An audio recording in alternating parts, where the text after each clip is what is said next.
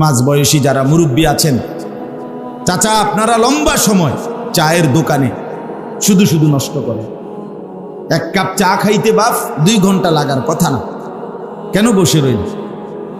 আপনার সাথে বৈশা 5 জন মানুষ চা দোকানে গীবত করতেছে, পরের বদনাম, পুরা দেশ জাতি সমাজ সবার সমালোচনা বদনাম বেহুদা বলতেছে, আপনি বৈশা বৈশা শুনতেছেন, বিড়ি খাইতেছেন, নয়তো পান খাইতেছেন, নয়তো টেলিভিশনে নর্তকীর নাচ গান দেখতেছেন।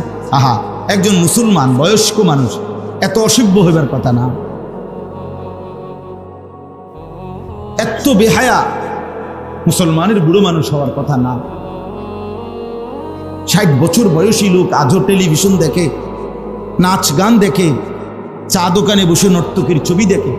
এই বুড়া মিয়া তো একেবারে নির্লজ্জ, বেহায়া মানুষ, একদম বেশরম লোক, বেহায়া লোক, এ তো শক্ত পাথরওয়ালা মানুষ, তার গুনাহ তো পাথরের মতো গুনাহ।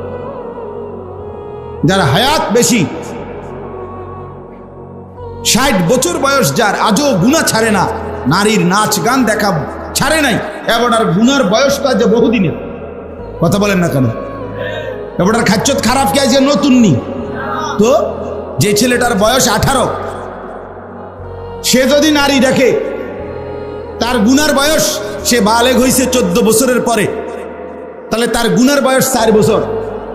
আর যে এবার বয়স 60 বছর, এবার অনও বেড়ি দেখে, এবার গুনার বয়স আজকে কত বছর?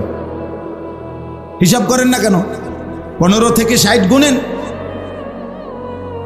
এই জন্য দয়া করে মুরব্বীদেরকেও বললাম, হায়াত কাজে লাগান।